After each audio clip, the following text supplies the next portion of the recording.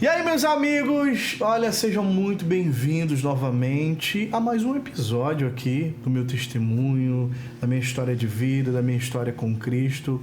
E eu espero que você tenha recebido de coração aberto, né? E creio que o Senhor tenha edificado aí a tua fé, edificado a tua vida e que você possa cada vez estar mais firme com o Senhor.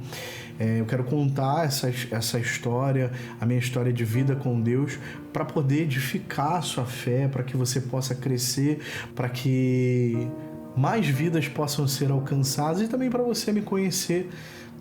Creio que você está aqui nesse canal, você que está chegando agora, seja muito bem-vindo.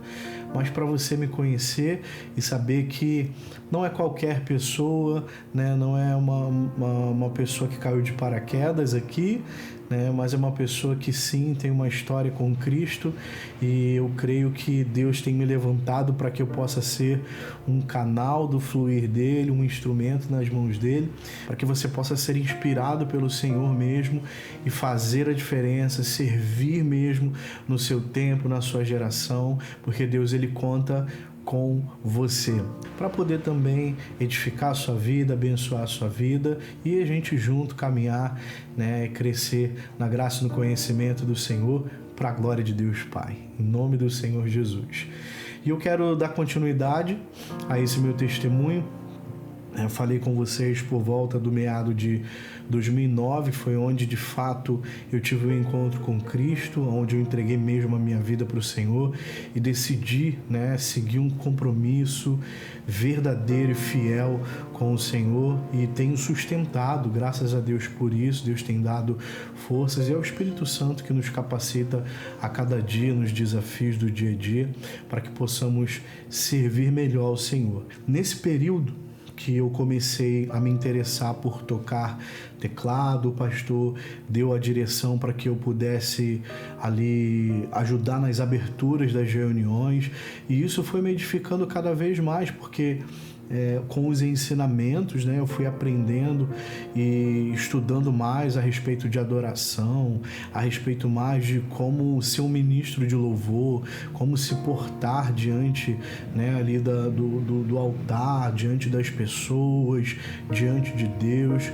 E eu fui aprendendo, sabe, a me consagrar.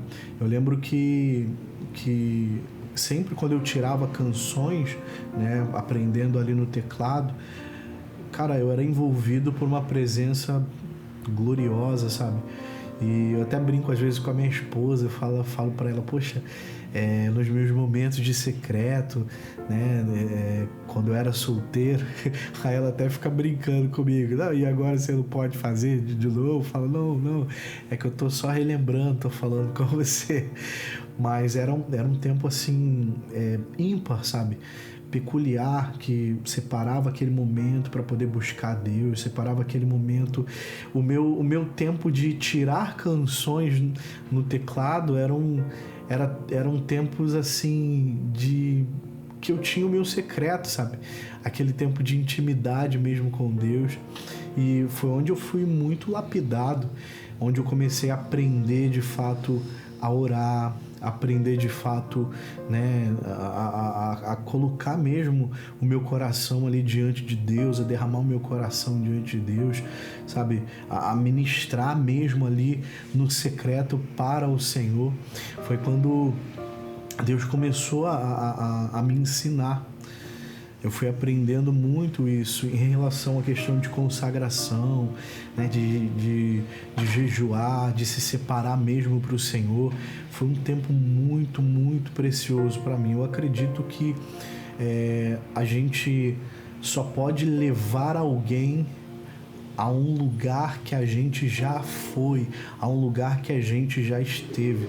Em relação a ministrar para a igreja, às vezes se quer que a igreja atinja um certo nível, mas às vezes o ministro, quem está ali de frente, nunca foi até lá, nunca esteve lá. Então não tem como, você não sabe o caminho. Então o caminho certo aí é o caminho do secreto.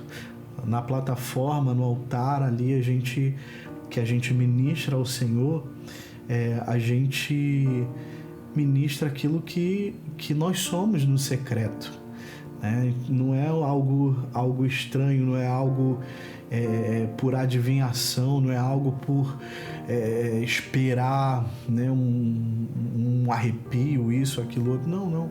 É aquilo que você já provou de Deus no secreto. Ultimamente, Deus tem ministrado poderosamente ao meu coração a respeito disso, né? De me lembrando desses inícios, desses princípios, sabe? Daqueles tempos de que tirar uma canção para poder ministrar não é um peso, sabe? Não é um peso, não é aquela coisa que vai deixar você nervoso ou nervosa para poder ministrar, que você não pode errar porque senão vão rir de você. Não, aquele tempo de tirar uma canção era um tempo de ministração, né?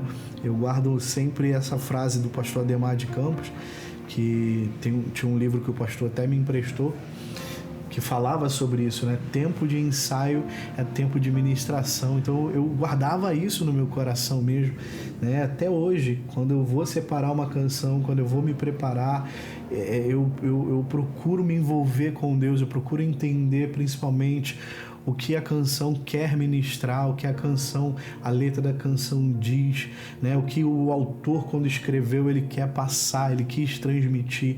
Então você precisa entrar dentro da canção, ser ministrado, né? Ir até aquele lugar que o Senhor quer te levar, para que depois você possa conduzir a igreja, né? Ministrar para a igreja. E eu lembro que foram canções assim que marcou muito, né? Canções raízes, né? Que a gente chama de canções raiz, né? Que são aquelas canções antigas, às vezes hinos da harpa, que mexe mesmo com a gente, que toca lá no fundo do nosso íntimo. E eu me recordo, né, quando na virada foi 2009, acredito que 2009 para 2010 foi esse período, e teve troca de pastor lá na nossa igreja. E eu já vinha ministrando, né? Eu já fazia as aberturas, fazia junto com meu pai. Tinha o meu primo também, acabei esquecendo de mencionar no vídeo anterior, meu primo Everson. Você mora no meu coração, meu mano. Meu primo, a gente também cantava juntos, né? E ensaiava juntos, e tinha sempre aquela conexão mesmo ali de irmão, né? Para buscar a Deus e a inclinação mesmo de servir ao Senhor. E era muito, muito bom. Um abraço, meu mano. É primo irmão que eu considero muito mesmo.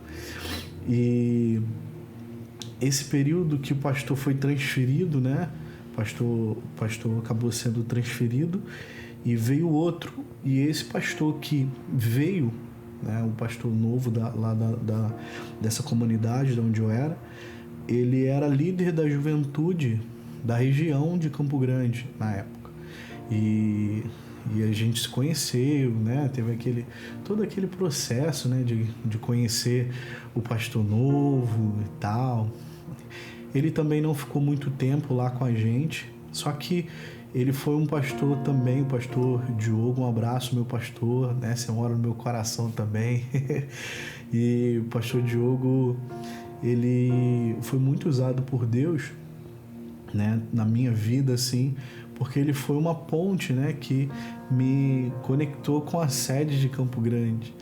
E eu lembro que desde quando eu também comecei a trabalhar, né, nesse período, foi meu primeiro emprego e eu trabalhava na madrugada, mas o meu coração tinha essa inclinação de me dedicar ao Senhor, né?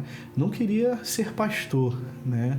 Não queria ser pastor, mas eu queria servir a Deus e viver aquilo que eu declarava nas canções. Eu queria viver, né, na presença do Senhor.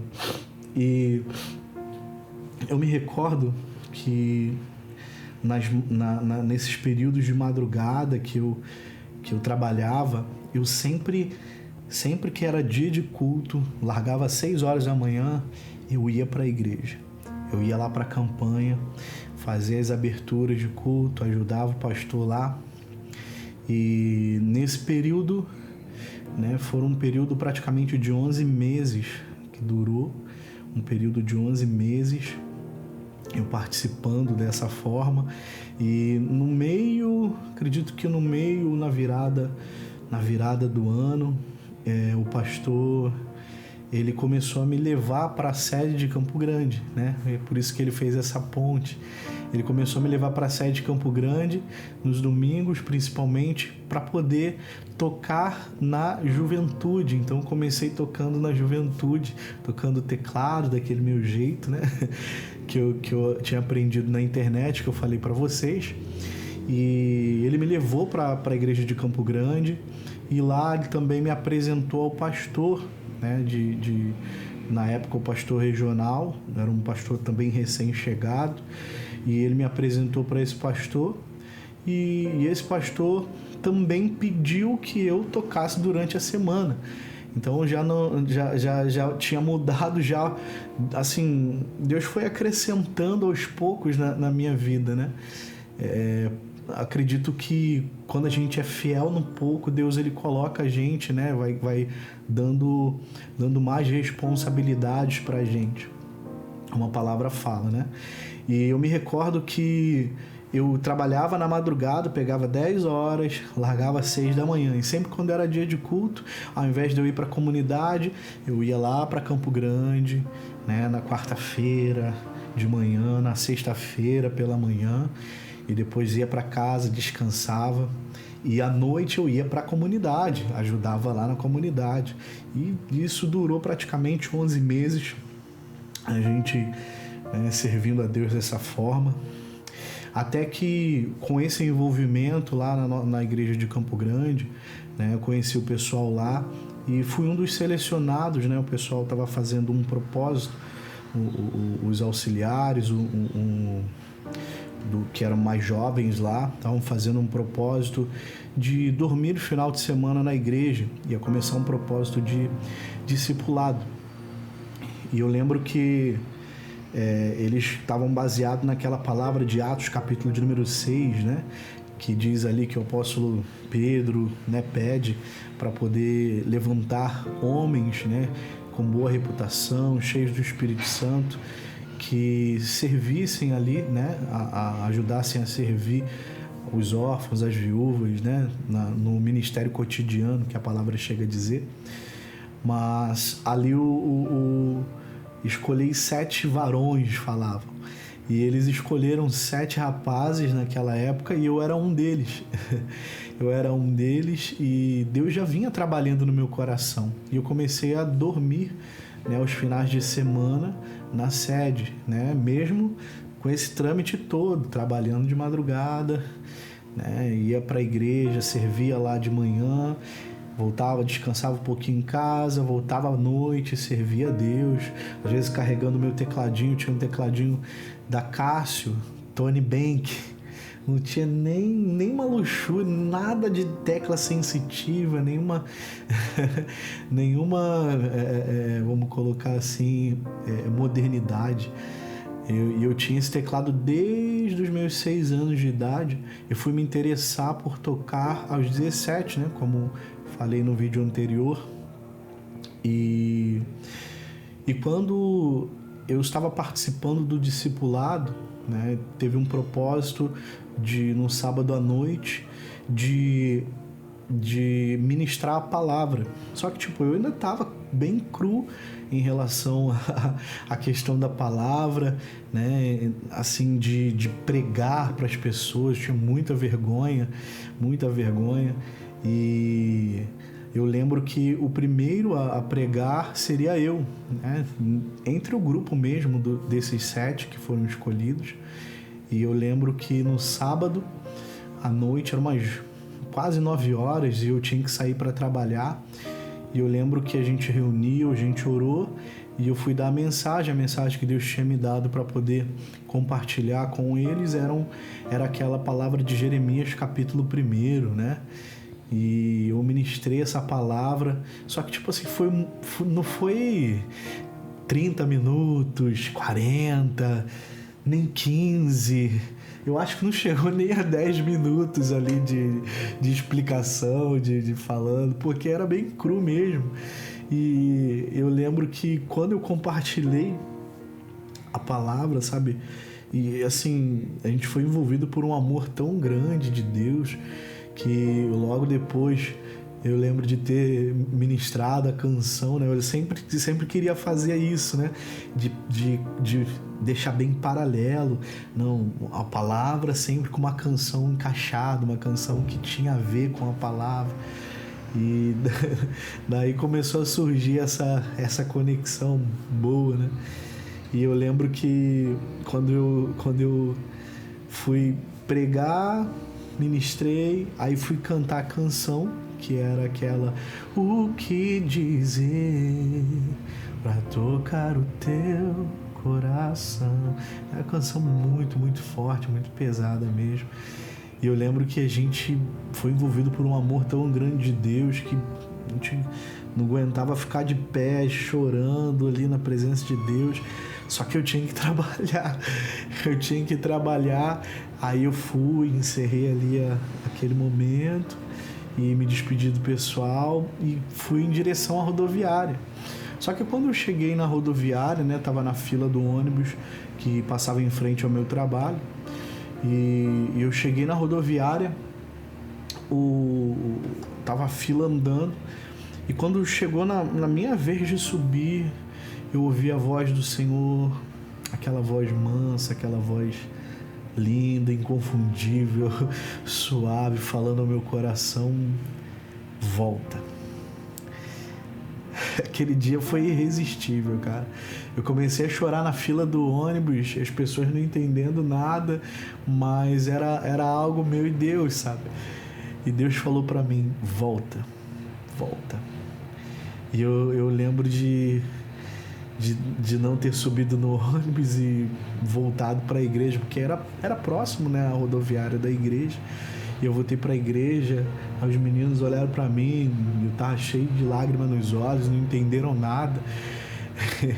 aí eu falei pro rapaz que era responsável, eu falei: Deus mandou eu voltar, e não dá para poder recusar a voz do Senhor, não dá para poder ir ao contrário da voz de Deus. Aí foi quando Deus começou um processo mesmo de trabalhar na minha vida em relação ao ministério, em relação a fazer a obra, como a gente costuma dizer, né? E foi a partir dessa voz irresistível, e naquele mesmo ano teve uma virada, a virada do ano foi de 2011 para 2012. Nesse período eu trabalhei 11 meses, depois eu pedi as contas, né? E aos finais de semana continuei, né, participando do discipulado. E quando foi essa virada, a vigília da virada, eu lembro que o tema foi uma nova história, que seria o ano de 2012. E eu determinei mesmo para minha vida que seria uma nova história na minha vida. E foi onde a mensagem que o pastor pregou na vigília da virada sobre Elias e Eliseu falou poderosamente ao meu coração. Foi onde eu disse sim mesmo para poder servir a Deus, para poder assumir o chamado, né, ingressar no ministério mesmo. E eu fui e fiquei naquela de conversar com os meus pais, sabe?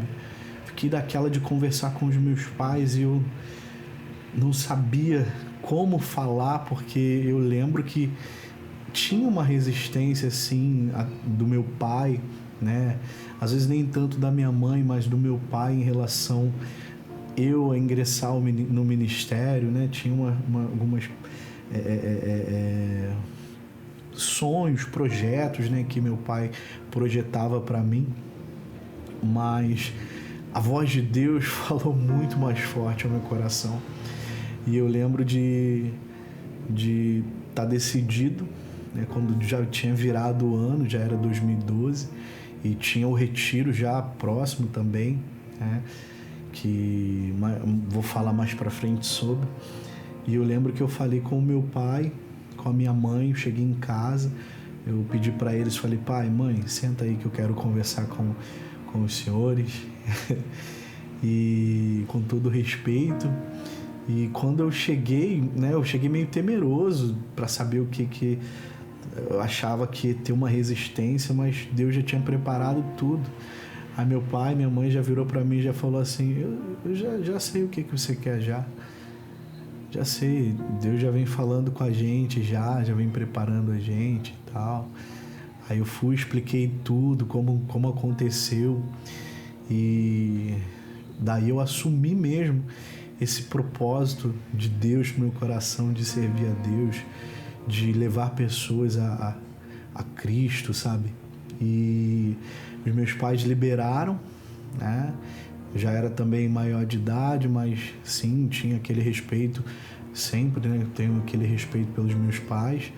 E eles me liberaram, eu comecei a ficar, né, de forma integral na igreja. Logo depois fui cadastrado, né, alguns meses depois fui cadastrado e comecei a servir a Deus mesmo, de ministro, fui levantado evangelista. Não, na verdade fiz curso de obreiro, ministro, depois tornei, né, primeiro tornei obreiro, depois tornei ministro, depois tornei evangelista, e a obra de Deus foi acontecendo na minha vida. E eu digo para você, vale a pena servir a Deus, sabe? E vale a pena muito mais você ouvir a Deus, ouvir a voz de Deus. Mas para ouvir a voz de Deus, você precisa estar próximo, porque senão você vai estar no meio da turbulência, muitas outras vozes vão tentar guiar você. Só que se você está próximo de Deus, pode ter certeza que a voz dele é inconfundível. A voz dele é inconfundível, a voz dele, ela vem e ela confirma, ela testifica, né? E eu digo que o chamado de Deus pra gente, ele, né, não é somente quando ele falou a primeira vez. No decorrer do tempo, a gente vai tendo confirmações, né? Esse chamado vai sendo selado cada vez mais, sabe? Vai sendo cada vez mais firme, né? E a gente precisa assumir isso. Então, digo para você, se você tem tido essa inclinação de servir a Deus, né? Tido essa inclinação de fazer a obra de Deus, né? Se lance. Ouça a voz de Deus. Se Deus está mandando você largar o emprego como eu larguei, não tenha medo, Ele vai suprir as suas necessidades, né? Assim como supriu as minhas necessidades nesse tempo. Então, aqui você fica com mais um capítulo, né? Mais um episódio aí desse meu testemunho, e mais pra frente a gente vai receber os próximos aí. Tem muita coisa boa ainda, muita coisa boa que eu quero contar e compartilhar com todos vocês. Tamo junto, Deus abençoe. Não esqueça de se inscrever, de compartilhar e de dar like nesse vídeo, e naquela função, vamos hypar esse vídeo aqui para que possa alcançar o máximo número de pessoas. Conto com você, hein? Tamo junto, já é.